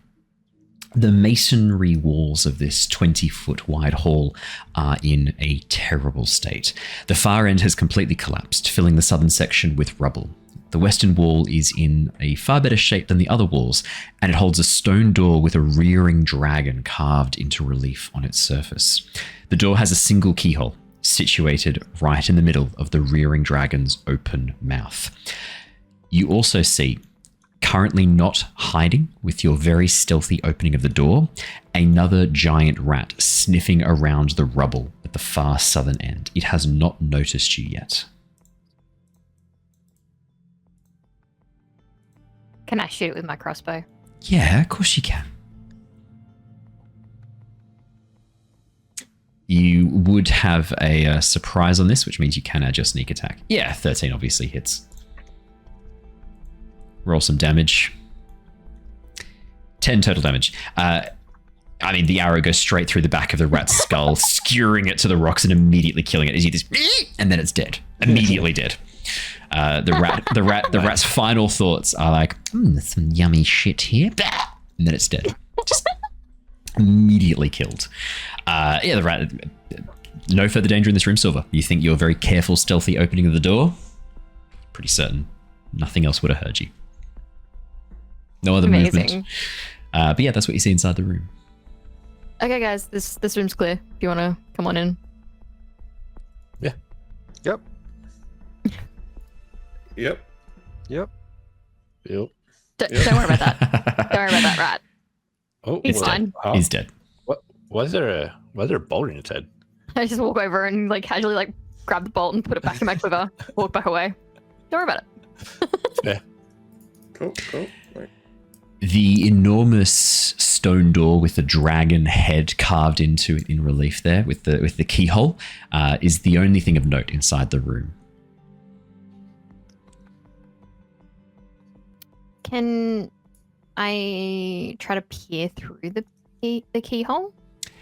As you go to peer through the keyhole, Sylver, you can see that there inside is a series of intricate mechanisms, mechanical clockwork gears, carefully arranged, made of some dark iron on the other side of this keyhole. It looks like this is a very complicated lock.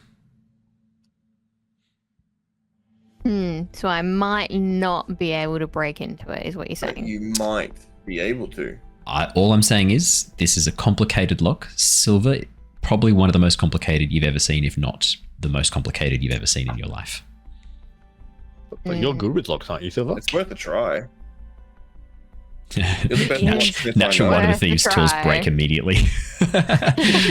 Right after that whole thing about, what are the chances? What are the chances? You'd be fine. Can I attempt to pick a lock? If anyone wants to give me guidance? And of course you can. Yeah, you just automatically have guidance, remember? So what do you want me to roll? Sleight of hand? Yeah. So the way we do tool proficiencies in this is normally you tell me what skill you would like to use with it. For example, if you had cook's tools and you wanted to create food for the party, you might say, I'm going to use my intelligence to follow a very detailed, complex recipe. In that case, you would roll an intelligence check with your proficiency because you're proficient in the tools. If you wanted to say, no, I'm focusing on presenting, I'm plating this up like a motherfucker, then you might use charisma. So it's all about like what tool, what skill you think works best with what you're asking. So I'm assuming Dex is what you pick, Sylver, because Dex is your... Yeah, cool.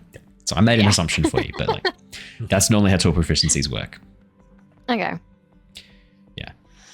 Brewer's tools, if you want to use wisdom to brew beer, you might be like, my parents have passed down this recipe and I just kind of do what feels right. I use this stick that they've used for 2 generations that probably has enough wild yeast growing on it to start any fermentation process. Bandito. No. What do woodcarver tools do? Carve wood. Specifically, you can use it to carve things like if you were out of ammunition in the wilds, you could use it to carve arrows for yourself. If you needed to fix a broken lever, you could use it to carve a haft to fix in. Really limited only by your creativity. Let's say there was a dam that was breaking. You might use the woodcarver's tools to construct a key piece that can help block the water that's spilling through, that sort of stuff. Damn, that's pretty impressive. Damn, that's pretty impressive is correct. 20 Sylver. Dirty 20. Dirty 20. That is really nice. It doesn't do it, does it? It's not enough. As you Damn it. begin to work, I'm so sorry. As you begin to work away at the mechanics of this lock, it's very clear that there is something else involved here. You don't think it's impossible to do this with your thieves' tools. You don't think it's an impossible lock to pick, but it's damn near close, and there is some magic involved here as well. Whatever this key is that's going to be used to unlock this, it is a bizarre shape that seems to lock in and fit in a way that you've never seen before. This is a very, very complicated lock. You don't think you're going to have much success here without the key, or without some magic to bypass whatever this is. I kind of stand back. I'm like, well, unless I can do this with 4 hands, I think we're just gonna have to find the key. I guess we're going north then. North it is. Do we want to take a quick rest before we... Nah, who needs rest? Rest is for the weak. Cool. Okay. I mean, look, we're all pretty weak in saying that. Speak I for took a- yourselves. I I take took no a- damage. I took a bit of a tumble even just before we even got here.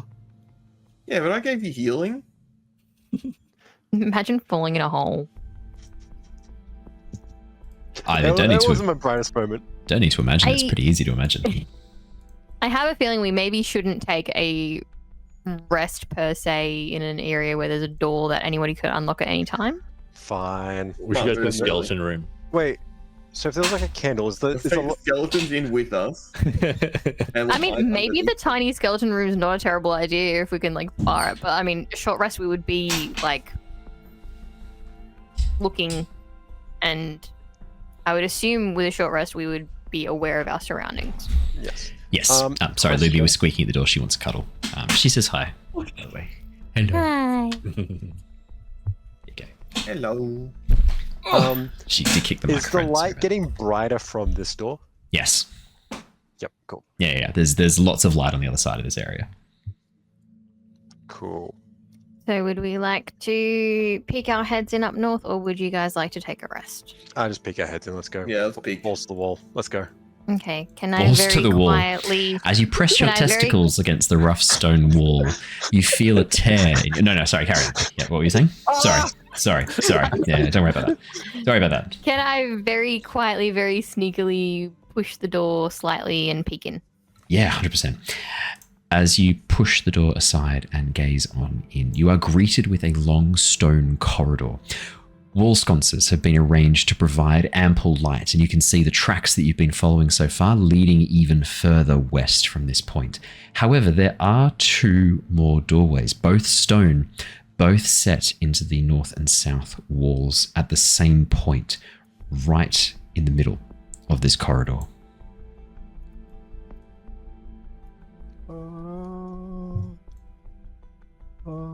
All right. Any, meeny, miny, mo. Which one are we on in? Let's. You got Your 3 ones are hard. options. 3 options, technically. Can I do a perception check? What would you Sorry, be I looking can't. for? I can't. That looks a lot like an 8. Yeah. Don't forget your guidance. Ain't looking great. You can add guidance. You can add guidance.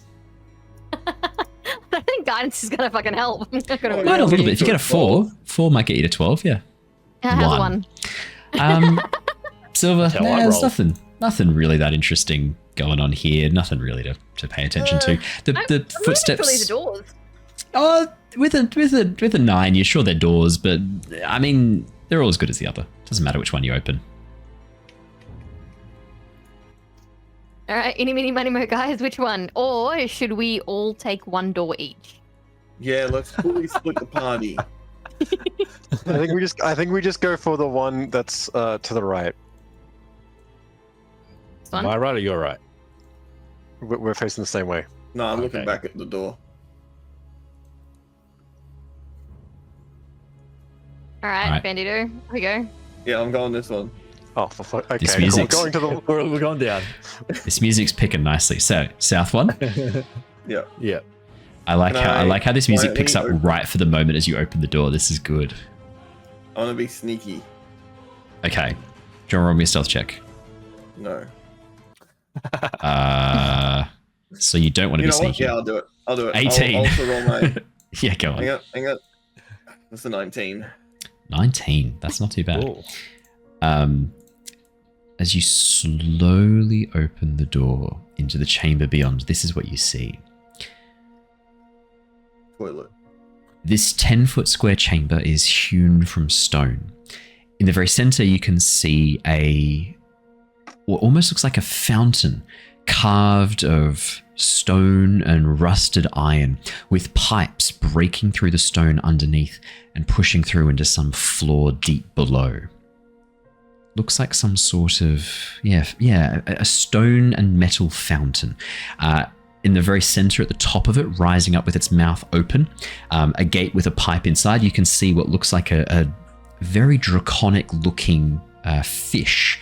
This long, sinuous, serpent-like body, fish head with this like framed gill coverings and fans around the outside of the head. No arms or legs, just this long sort of draconic body carved into the stone around the outside. Up in here. You sure you didn't walk in? Sure? You really took your time to look at that. Yeah, it's just a fountain. Oh, okay. Oh, there's a fountain? What kind of Okay, well. fountain? Some dragon fountain. Oh, that actually seems really important. All right, you go have a look at it. Cool.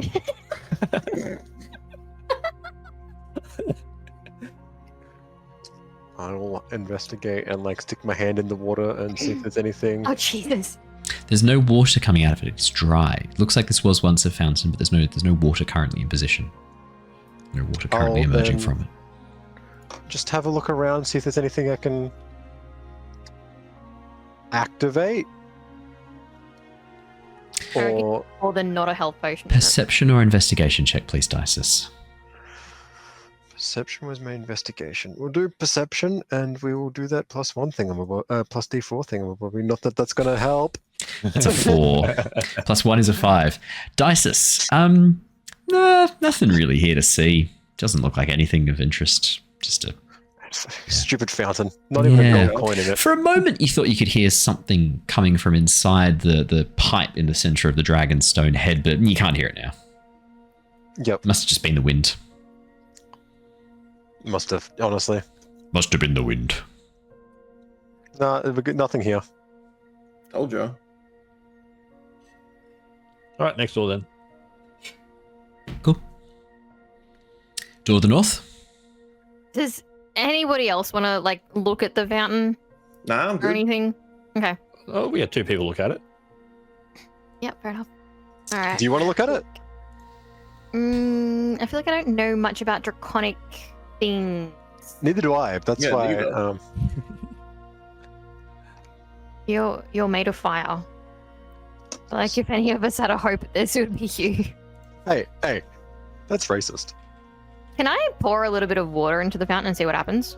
Yes, you can. Fuck Absolutely, me. yes, you can. Sylver, as you uncork your water flask and pour a bit of water in, you watch as the water pools in the bottom and then begins to drain into the pipes that lead below and out of this fountain.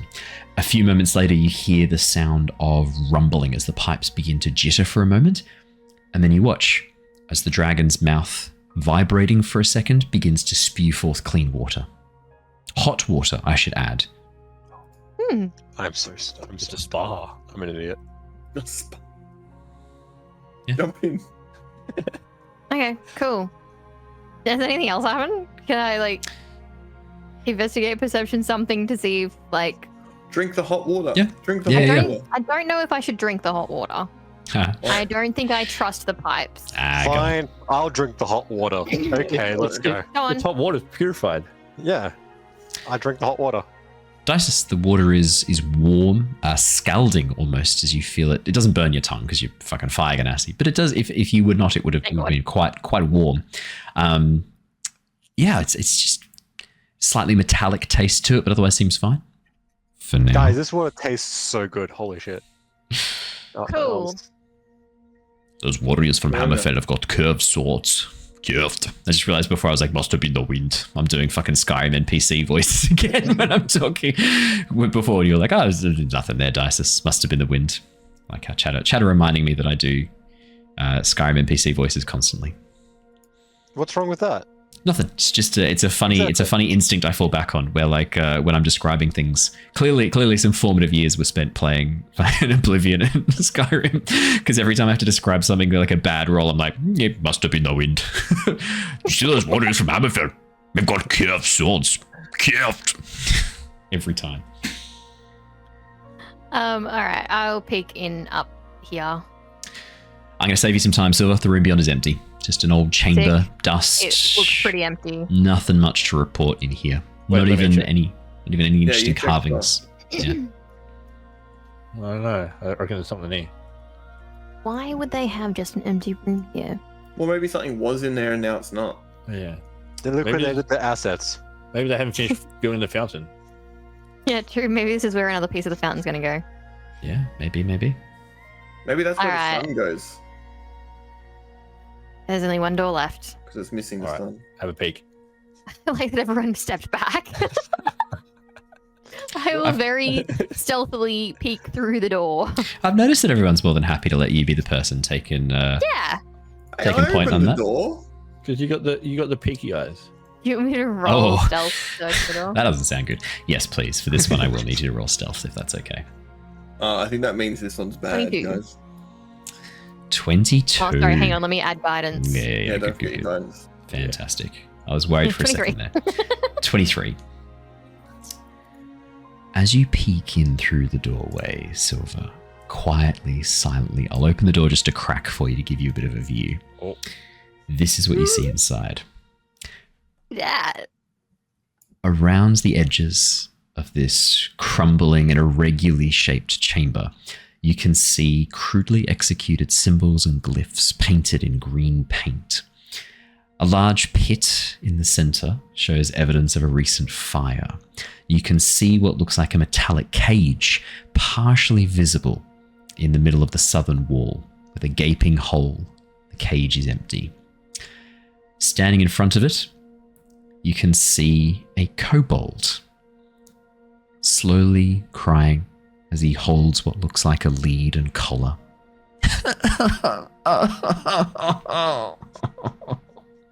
As he looks at the empty cage. I'll show you a picture of him. Meepo. There you go. You should be able to see Meepo now. Oh, come on, don't be like that. Let me try that again. You Oh, little great. bitch. Why Come on, would you we little, like that? come on, you little bitch. Show the picture. You coward. There you go. There's Meepo. Oh, what a loser. Should I shoot him? You obviously Oh, don't know that's his name. sad. He just is standing there slowly weeping as he looks at the empty cage. Quite sad. No weapons on him apart from the lead and the collar. You should talk to him. I think we should talk to him. He's a pet. Kill him. No, Oh, he, he lost lost his his pet. pet. Take the I mean, he shot. can be a pet, though. Take the shot. You could collar him. Take the I'm shot. sure he'd like It's all that. yours. Let's go talk to him. Does anybody know anything about kobolds? Would they understand us? Because none of us speak Draconic. Nope. Yeah, do you want to I roll don't me? know, Do you want I to roll me speak a? Do you want to roll me a nature check Nature. or history? Survival? Nature No. gave me an 11. Medicine. Oh, hang on. That's okay. Sorry. That's okay. D4. Yep. +2. 13. Yeah, you know kobolds. There's you can find kobolds in Ostea. Some of them live in the major cities. Some of them live in small groups outside of it.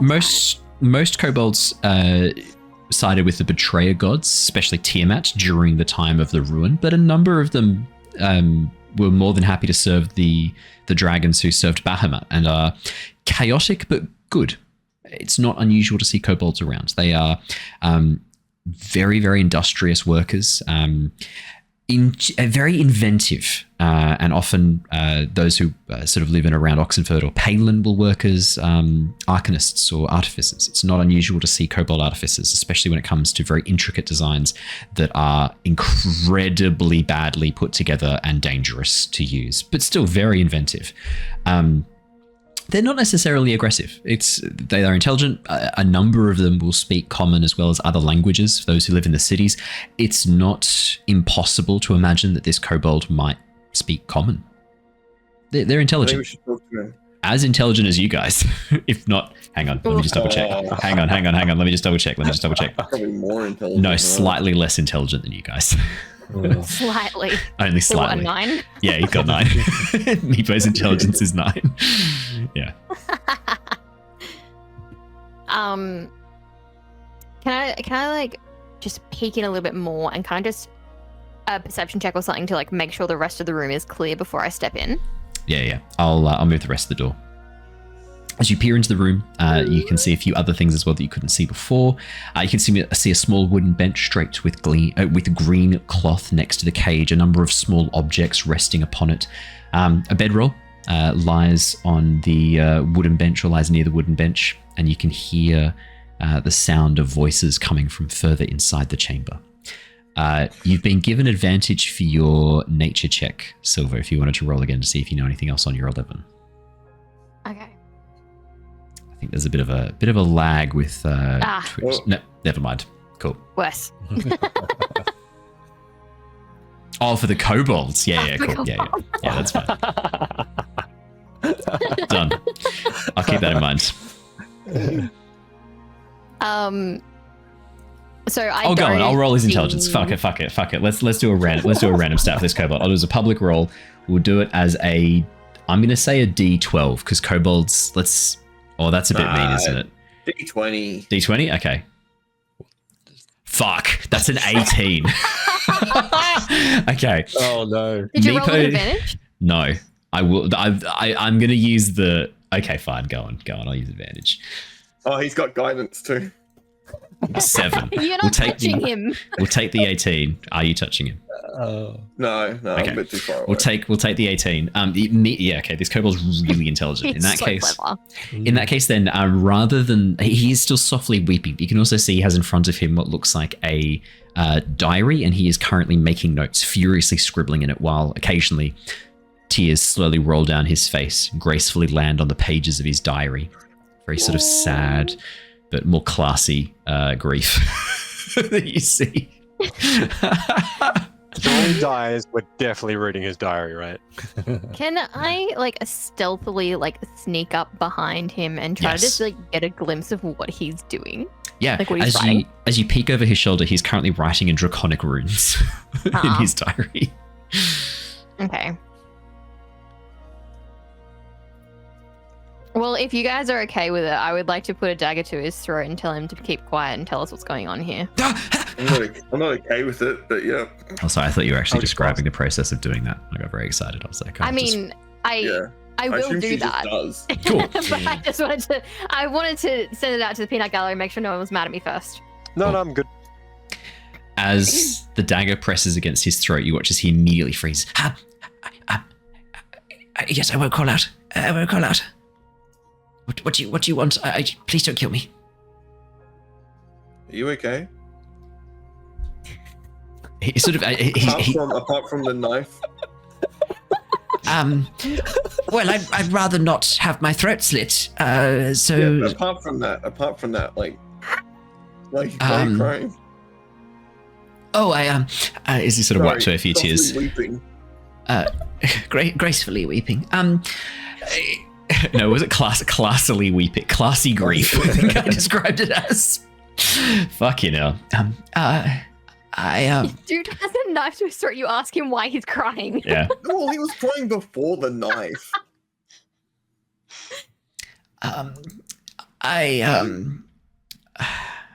I lost our dragon. I was the keeper of the dragon, and our dragon escaped, and now my place in the tribe, my entire reason for existing is gone.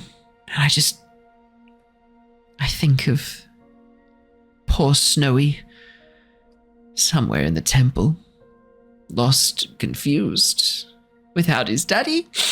It's just really hard. So you didn't lose him. He's in the temple somewhere. He ran away, I think, or someone let him out. I don't know. It's really hard to talk about right now. Well, probably the knife doesn't help either. No, I'm finding it hard to swallow with this blade against my scales. Yeah. Look, I can't do anything about the knife. Are you sure? I'm pretty sure one of you's holding it. I haven't turned around. I don't know how many of you there are, but No, I'm saying I'm not holding the Oh, knife. so hi, I by the can't way. do What's your anything name? about I'm Meepo. Hi, Meepo. it. It's me, How many of you are there, Meepo? There's only one Meepo. Oh, you mean the other kobolds? There are other kobolds. There's 9 of us in this chamber here. We have some more in some other rooms. Our tribe numbers quite a few. At least 30 of us total. 30. Are they all like you, Meepo, or are they others not? What do you mean, like me? Well, you're a very kind kobold. Some might say intelligent. Yeah. Some might say extremely intelligent. Some might say the most intelligent thing in this room. Intelligent. I'm no, they're not like me. Meepo is a bit different. Yes, I am. I do stand out. That's why I was given the position of Keeper of the Dragon, but with the dragon gone, now I am. Well, I'm now scum. Yep. Yeah, I get it. Yikes. Well, why don't... Are you? May I turn around and see who I'm talking to? Oh, that's not up to me to answer. Yeah, sure, why not? Should we let him see our Yeah, why not? What's he gonna do? Yeah, true. We can always just stab him. Yeah, exactly. Okay. You watch I as he retract my dagger. Oh, as he rubs his throat. Oh, thank you.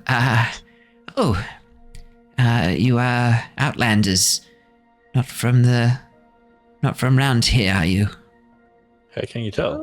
He doesn't recognize us. You're And dressed in rather extravagant clothing that's quite different to what the local villagers wear. Oh, you think this is extravagant? But Wait, you the don't think villagers we're locals? recognized us. What do you mean? Good. No, nothing. We have some questions for you. have you been to the town much? When I was a young kobold, we used to steal chickens. When I was a young We used to come across injured fowl that we brought back to help. Yeah, I don't really care for that. But did you ever speak to any of the townsfolk? Oh, no, they're very aggressive, very, very mean to the kobolds. Yeah. They treat us like vermin. Wonder why. Fair enough. We would like to find our way around a little bit more. In particular, we're looking for a specific key to get into a specific room with a fancy lock. Reckon you could help us out with that? Show us around a little bit. Maybe we can help you find Snowy. Oh, that would be wonderful. I assume you're talking about the passageway down towards the south, yes? Yeah, that one. Where does it lead exactly? Oh, you'll have to talk to our chief, Yusdrul. It's not for me to talk about. So you don't know what's in there? It's not my place to speak of. No, I thought you were smart. I thought the intelligent guy would know. But that's okay. I am rather smart, but I also have to be careful. I need to. As he shows off his scales, you can see numerous scars on his body. Aww. Snowy could be in there. Oh, Okay. I don't think so. Yusdrul says that the goblins when they attacked took Snowy. Oh. How many goblins do you think there were? Well, we captured 4 of them. They're just in a chamber down the hallway there. So if we just talk to them real nicely, they'll let Oh, us know? you'll need to talk to Yusdrul, Dad. You can't just talk to prisoners. Yusdrul is The your chieftain leader? of our kobold tribe here. Okay. I can take you to him if I announce that you're here to bring back Snowy. Well, sorry, that's just what I call. It's what I called him. What did everyone else call him? Did he have a name? Oh, of course he had a name. He was a noble dragon that we looked after. Calcrix. What did he look like exactly? beautiful white dragon, iridescent scales pearlescent that glistened in the light with all manner of colours, but white, a young white dragon. I think Snowy's a better name. I think so too.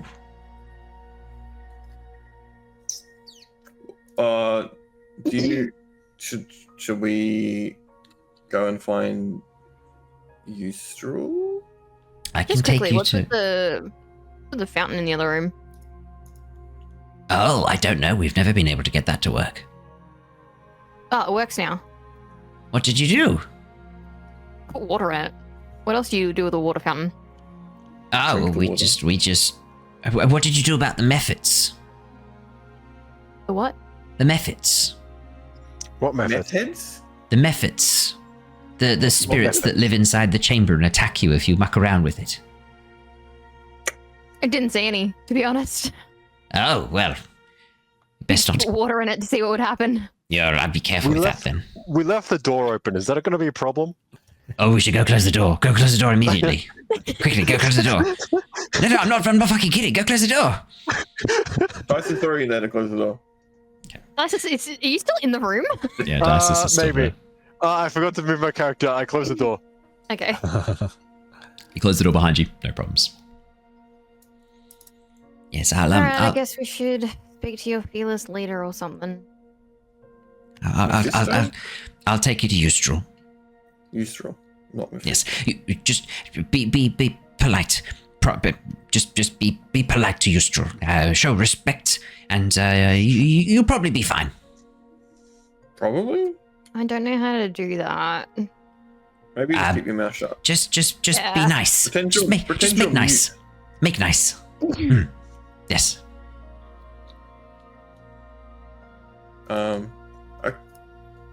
Okay, I guess we let him lead us. Okay. Come follow me. And with that, Meepo will begin leading you through the chambers. Meepo leads you past a series of rooms, each of them marked with doorways that lead to other locations. As he gets up to this point here on the map, down the long corridor, he points towards the barred door. Goblins are trapped in here. Prisoners we will interrogate to learn where they took Snowy. Calcrix. Snowy. As he gets in line with the passageway here, he calls out a word in Draconic. Rector! And then continues walking. What did you just say? What? What did you just say? Rector. It is password to let kobolds know you're friendly. Can I do insight check? Yeah, 100%. Plus my D4. Hang on. 16's a good start. That's a 20. Dirty 20. Dirty 20. Yeah, he's telling the truth. 100% he's telling the truth. You're not sure what the word is in common, but that draconic word, he is 100% being honest. Okay. I want to follow like his steps like exactly. So if he's like, in case there's like traps on like the other side. Oh, he stumbles about. He's all over the shop. Yes, as he gets in line with the final doorway, you watch as he kind of pauses for a second. Okay. You friendly? Make friendly. Mm-hmm. Be. Yes. Yeah. Big friendly. Okay. Can I use shape change to just make my mouth disappear by any chance? Can I do that? Yeah, I'll allow that. That's pretty funny. Yeah, Hell yeah. Sure. As Meepo strides forward, you watch as he calls out, Ekoda Zekat Kotambi Yekat, and then bows very, very low as he gets to the entrance of the chamber. He turns back towards you. Bow please as you enter. Bow. Yeah, I'll go out and bow with him. The chamber that you step into beyond, I'll share a little thing with you. You can see a small throne stands near the west wall, constructed of fallen bits of masonry stacked against an old altar. On top of the altar sits a variety of small items. At the back of the altar, you can see a carving of a rearing dragon, and in its jaws is a metallic key. Oh. Sitting on the throne is a kobold dressed in long, white, tattered robes. She looks far more... What's the word I'm looking for here? The spines on her head and cheeks are sharpened. She looks almost a bit more... Regal? more regal than the other kobolds around her. And you can see on either side of her 2 kobolds wearing far more substantial armor and clothing than Meepo is just in his loincloth. And each of them is holding a wicked-looking sickle. As Meepo bows, do all of you bow as you step in? Yeah. Yeah. Okay. Yeah. You watch as Yusdril looks across each of you, raising a hand with an enormous amber or topaz ring set into silver on her finger as she holds it aloft. You may rise. Meepo, who are these people? She looks across. Meepo bows again. Yusdril, maybe friends. Maybe friends to get Calcrix back. They are no friend of goblin. Hate goblins. Oh, hate goblins the most. Don't you? Maybe friends. Goblins are the worst. That despise them. You watch as Yusdril goes, Enough, Meepo. Go back to your chamber. I will speak with these maybe friends. Meepo bows and begins to scurry away, moving back down the passageway. You watch as she looks over each of you, taking in your details, and then pausing as she sees Sylver with no mouth. You watch as she squints for a moment and then goes, Oh.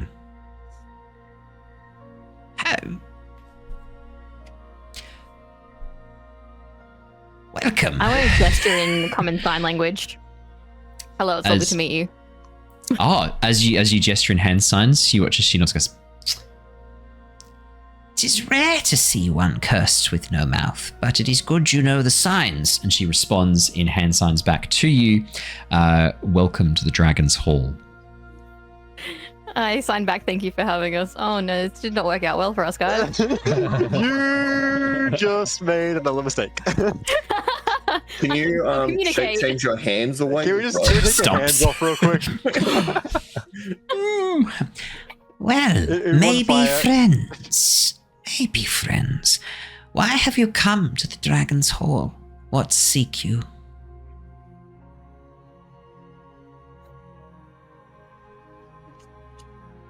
Goblins. You seeketh Stick goblins in the Dragon's Stick Hall. people. No, this is just sort of like we just sort of like ran into this place by mistake. Well, you have come into our halls. You must be not from here. You are not aggressive like the villagers are. No, we're not from here, no. You are from outside the valley, yes? You have come to seek the citadel. The villagers are really weird. Yeah. Correct. And you have seen the twig monsters. Yes. Yeah. Scary creatures. They are pets of the outcast below. There are many more in the Twilight Grove, deep beneath this citadel. Do you know anything about them? The outcast lives deep below, grows fruit which he gives to the goblins. Dragon-thieving goblins are his servants. The goblins try to claim this place and take it from us. But this, as she gestures the dragon head above her, is our birthright. This is Hall of Dragons, and we are little dragons. You are the king of dragons. So it seems like we both have a common enemy. Goblins, yes. Yeah. We hate goblins. They stole our dragon. You... Goblins. We can probably help. If your goal is to slay the goblins, then you could bring back Calcrix, our white dragon. Yeah, potentially, yeah. We did hear about Caltrix. If you were to bring back Calcrix, could offer you many rewards, good rewards. Could send Meepo with you if you desire. I think that might be good. Meepo's very smart. I think Meepo could look after Caltrix when they get back. Yes. I mean, Well- if Caltrick knows Meepo as well, it's probably better than some strangers. Oh, trying to pick up Calcrix knows dragon. Meepo. Meepo is guardian of dragon. Yes. Yes. If you do this, you may ask of a reward. We shall find something suitable if there is nothing you want that we can give. Oh, okay. We much appreciate that. I look at the other two who haven't said a word. We good? Like, Yeah. yeah, Yeah. yeah, good. Do you know the location of these goblins? Yes, I can show you back way into their territory. These tunnels span for miles under the mountain. Better Oh, yet. Do you? Sorry. Yes. No, you go. Do you happen to have, I don't know, like a map so we don't get lost? Meepo has been mapping some parts of the tunnels. Okay. You wish to take Meepo with you for guide? You can take Meepo. Meepo can go Yeah, with you if you wish. I think Trying to get rid of me, bro. I have no use for Meepo without dragon to guard. He is pointless. No function. well, let's get Meepo Scum. function again. An extra mouth to feed. Exactly. Is good deal. We have some goblin prisoners as well. If you wanted to ask of them questions, you may have ways to get information that we have not yet thought of. Yeah, I think our mute probably has some ways. She hand signs to you, Sylver, in the language of hands. Make them bleed. I think I sign back gladly. She nods. You have shown yourselves to be respectful, to be honorable. You have come into this place, into a Shaldan's presence, as she gestures up towards the stone dragon head above her. You may move through our tunnels. You may visit rooms that we have set aside. I will put the word out to our kobolds that you are. Yes, friends. Yes. Good friends of kobolds. That is very generous of you. Thank you. You watch as her pet rat climbs up over the top of the throne around her, perching precariously on the edge of the dragon's snout. At any moment could fall. Like genuinely, it looks like it might even consider jumping. Hard to say with the pet rat. For podcast listeners, what I'm describing is actually what Bree's cat is doing. Genuinely thinking about jumping. I can see it. Literally, I can see it. There's a jump coming for sure. 100%. She just threw it down. Oh my god. No, it was very gentle. Perfect. Alrighty. I think, unless there's anything you wanted to do quickly. I like some kneecaps. Can we? Yeah. Just before we head off, Yeah. is there anywhere that we could rest? Yes. You wish space to rest. You are quite big. There you. is a chamber. My wife told me something. Not down there, no. Round here, around waist and stomach. Very big. There is chamber you may use to the north for resting. We have nothing in there for now. You may rest in there. I will have Meepo take you. Thank you. Good. As we leave, I'll like to, in common sign language, say thanks for the hospitality.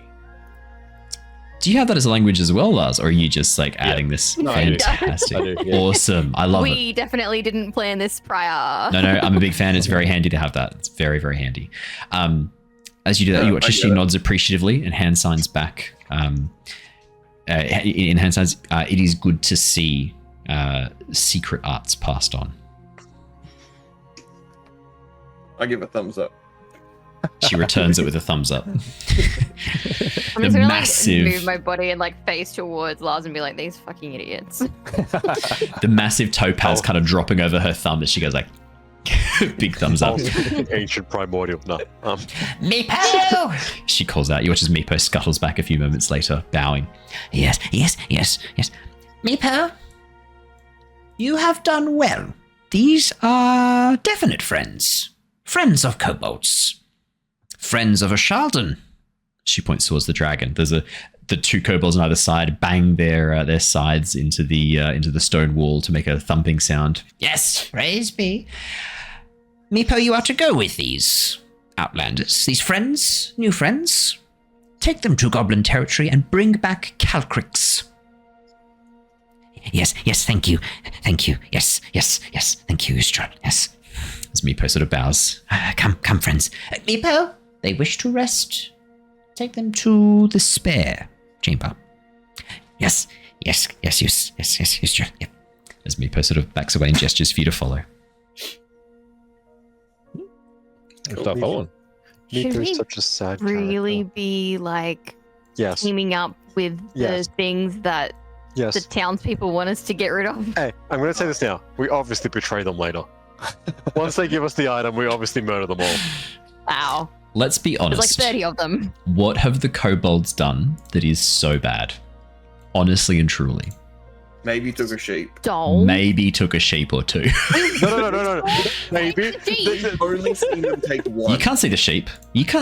Where's the sheep? How do you know it was them? Could have been any other kobold. it. You're We racist. Could be any kobold. Wow. Bree thinks all kobolds look alike, Racist. guys. Racist. It's How not do you like know it we was... followed Okay, that All of their group or pictures look anything. identical. Whoa. As Meepo leads you through into the next into the chamber. Sorry, I've gone too far down. As Meepo leads you into the next chamber, you can see there are 3 kobolds currently skinning a sheep, working away. And as he leads you into this chamber, let me get rid of the doorway so you can have a bit of a rest. As Meepo leads you into this chamber and then into the room beyond, that is where we will wrap up for tonight. We've only seen them take one sheep. I don't think it's a problem. There you go, guys. Man's got to eat. You may all take a short rest or a long rest if that's what you wanted to take, but this small chamber, it is quite sparse, empty and sparse. It does seem to be once used as a bed chamber, but has been left partially abandoned. Probably a sign that the kobold tribe was once larger, but its numbers have shrunk in the not too recent past. And that is where I think we will wrap up for tonight. This next chapter, unless there's anything else you wanted to do before we wrap up for tonight, anything quick, I reckon we'll save it for the next... Perfect. Save it for the next exploration as we carry on. Brilliant. Well, thank you so much for joining us, everybody, for Tales from the Yawning Portal. This is a very, very fun module and a great introduction to the Citadel. There are many different ways you can play this. Befriending the kobolds is my absolute favorite. I genuinely think you get so much more fun just getting to talk to them than you do being a dickhead and killing them. We will go and raid Candlekeep Mysteries. Crit and Miss are currently running Candlekeep Mysteries. That'll be loads of fun. They've only got 1 viewer. Let's go and make their day tonight, hey? Let's go and do that raid. Yeah. Everybody else, we will see you all again, not tomorrow night. We do not have an episode of Return of the Giants tomorrow night. I am on a flight to Melbourne, but we will see you next week for Cosmere RPG, the first episode of Echoes of Honor, the first step. So make sure you're there for that. Until then, everybody, stay safe, stay well. We'll see you guys all soon. Farewell, goodbye. Bye. Bye.